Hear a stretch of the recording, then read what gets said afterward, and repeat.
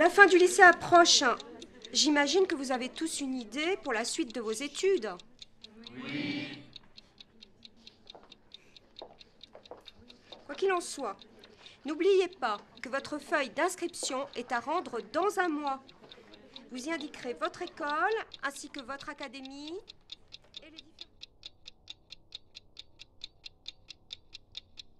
Et après, je comptais partir 1 an à l'étranger, peut-être en Angleterre. Et toi, tu veux faire quoi? Je me suis inscrit à une prépa pour faire une école d'ingé, donc je pensais aller à Nantes ou peut-être à Paris si je suis pris. Et du coup, tu pensais à une spécialisation? Ouais, carrément, je voulais faire de la recherche dans les énergies renouvelables ou un truc comme ça. Ouais, donc ça va, t'as encore le temps. Bah, pas tant que ça, parce que ça vient vite, alors vaut mieux se décider rapidement.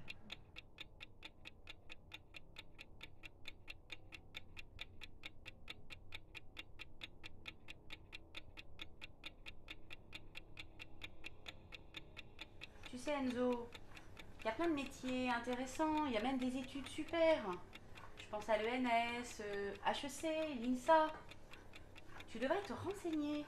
Va à des conférences, ça peut t'aider.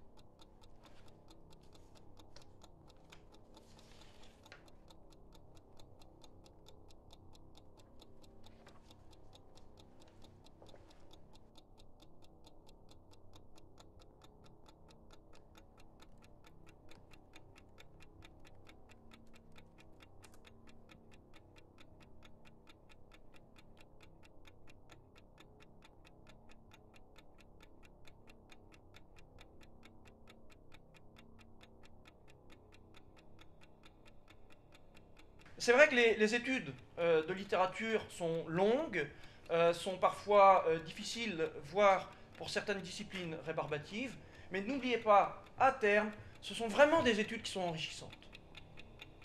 La médecine est un domaine très vaste qui regroupe de nombreuses spécialités. En économie, on vous forme à devenir des requins de la finance, des génies de la bourse, et peut-être même pour certains des futurs traders de Wall Street.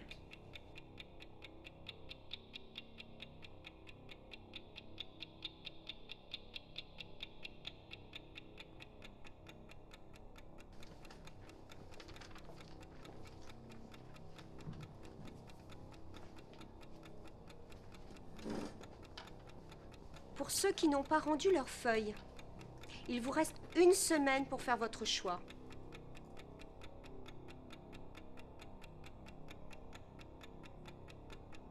Et toi, tu veux faire quoi? Tu devrais te renseigner. Ce sont vraiment des études qui sont enrichissantes.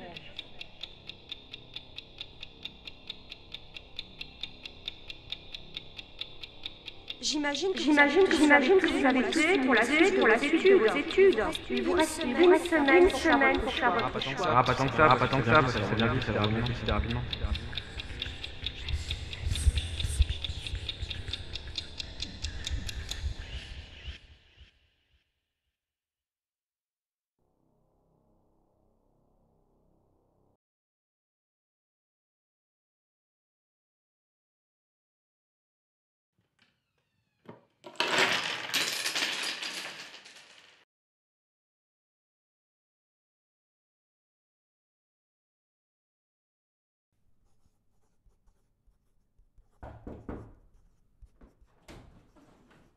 Docteur,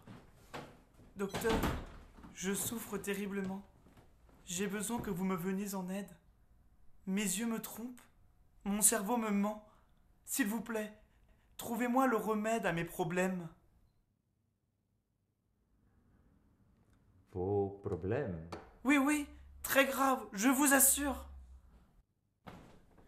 Je vois des choses fausses. Je veux dire, parfois, j'ai l'impression de voir des choses. Mais en réalité, si je fais bien attention, elles se révèlent être différentes. Par exemple, hier, je faisais un exposé en classe. Et à chaque fois que je me retournais pour écrire au tableau, j'avais le sentiment qu'ils en profitaient pour se moquer de moi. Mais dès que je tournais la tête, silence total. Alors je me suis énervé contre eux, mais sans raison. Au final, c'est juste moi qui me faisais des idées. Mais ce n'est pas tout! Au premier rendez-vous, elle me paraissait drôle, intelligente et très jolie. Mais quand je l'ai revue une semaine plus tard, elle m'a semblé chiante, inintéressante et plutôt moche. Mais pourquoi, docteur? J'ai la sensation que je ne vois pas la même réalité que les autres. Je veux dire, une table est une table et un livre est un livre. Mais pourquoi m'arrive-t-il de croire que des formes puissent bouger, ou encore que les jantes des voitures vont à l'envers? Je sais bien, docteur, que tout ceci n'est qu'un complot orchestré par mon cerveau. Il fait exprès de modifier ma vision. Il veut pas que je vive dans le vrai monde. Et docteur, j'ai peur, oui, très peur. Comment voulez-vous que je puisse mener une vie facile si je n'ai pas la certitude que ce que je vois est exactement ce qu'il est et qu'il est perçu de la même façon par les autres? Mais si seulement mes problèmes s'en arrêtaient là.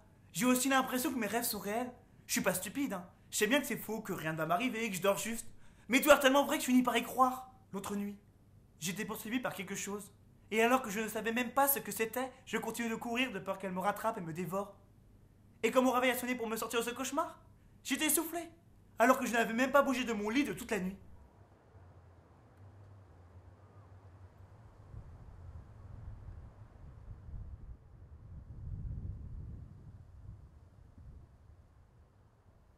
Non, ça recommence.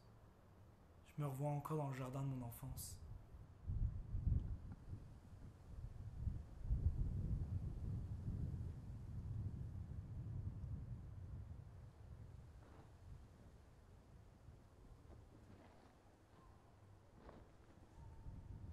Et là,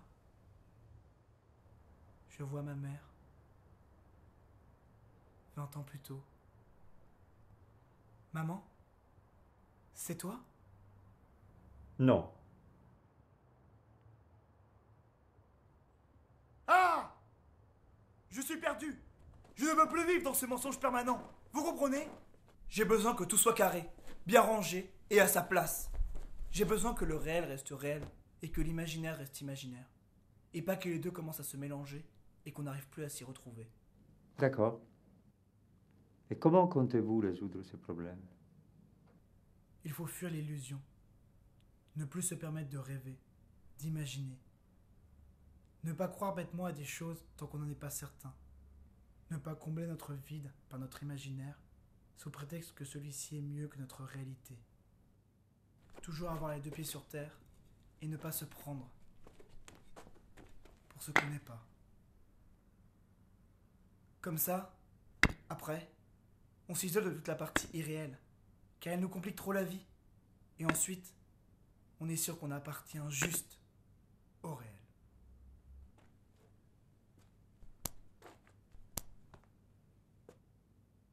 Alors, qu'en pensez-vous?